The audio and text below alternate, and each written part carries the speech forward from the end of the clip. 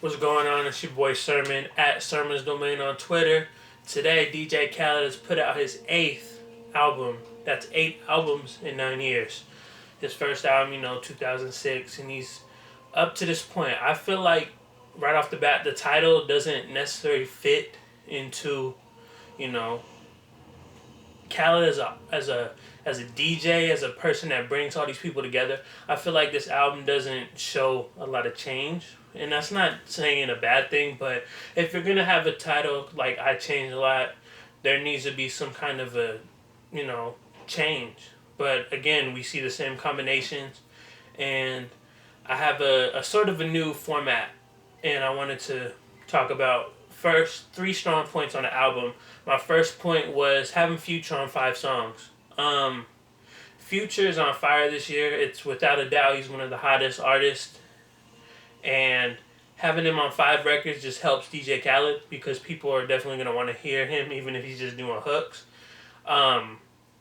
My second point was that he uses less artists than most of his previous albums. I remember, I think the first album had like 40 something guest features, while this album has 25 compared to, all the other ones. I think even his last one, Suffering from Success, might have had less. But overall, it's, 25 artists. I feel like it's more quality over quantity because now you get like Future on 5 songs. You get multiple Chris Brown records. You get multiple Rick Ross, guest features. And I feel like it's better for people who are fans of those artists that want to listen to something new from them. And then I also had to cite another point is his loyalty to Rick Ross. He's on all of his albums from the first one up until now, and not just he's not just like featured one time. Rick Ross, I believe, is on multiple records on every album. I think total, when I was counting it up, it's like 32 songs that span, Khaled's 8 albums. He was on 32 out of, I don't know how many total songs he's had. Probably like, 80, 90, 100, something like that. So that's a lot of records to be on. And then I wanted to highlight 3 of the best songs. These are not necessarily in order. They're just 3 of my favorite, the ones that I deem the best. First off was the title track, Future, or not the title track, first track, Future and Rick Ross, I Don't Play About My Paper. It's not hard to highlight that. I mean, Future and Rick Ross, they have a really good chemistry together, and I feel like it was highlighted in this record. Next one is Chris Brown, Lil Wayne, and Big Sean, How Many Times. Again, I feel like Khaled is going for familiarity, and when in doing so, he's bringing these combinations that we've seen before. We've seen Lil Wayne and Big Sean collaborate. We've seen Chris Brown and Big Sean collaborate. We've seen Chris Brown and Lil Wayne collaborate. So it's kind of you bringing them together. I think Lil Wayne's verse is maybe one of my favorite Lil Wayne verses in a long time. Not of all time, but like in the last couple years, Lil Wayne hasn't put out that many great records, but at the same time, this verse definitely stands out above all of the other stuff. My last record, Chris Brown, August Alsina, Future, and Jeremih, Hold You Down. It was the single that came out last year. I don't remember what it went on the charts, but I know it's gold.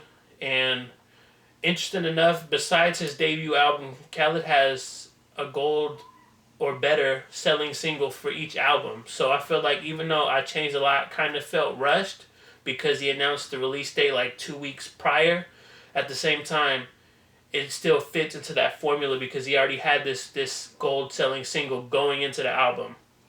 What I didn't like, I felt like this album is lacking a surprise collaboration. Like when you heard Nas, Scarface, and DJ Premier Hip Hop on Kiss the Ring. That was surprising. It was, different from the typical Khaled formula. And because of that, it was special. It was great. Look at Grammy Family with Kanye, Consequence, and John Legend from his 2006 album, Listen album. Things like that. And I felt like this album was lacking that. It didn't have anything that made me, go crazy over. I feel like, he's done it all, but at the same time, it's like the last record like that. He did J. Cole, Big Crit, Kendrick on one record before. That was kind of, out of the norm. And I wanted to see something like that on here, but I didn't. My second thing that I didn't like, John Legend's Most High. Now, don't get me wrong. Good song, but it's only a minute. You can't just give John Legend a minute. And if that was the case, I feel like you should maybe at least do on another guest feature. Not like a typical, Rick Ross guest feature just to do it. But something that would have fit with John Legend, something we never seen. And that goes back to, my first point. So I would have loved to have seen that record be longer. My third thing that I didn't like was Jay-Z's verse on They Don't Love You No More. It's, for someone who's prided themselves on being such a articulate writer, or not necessarily writing as in physically, but Jay-Z writes the verse in his head. I feel like this verse was very disappointing. It sounds like a generic, French Montana type of verse. And I was very disappointed in it.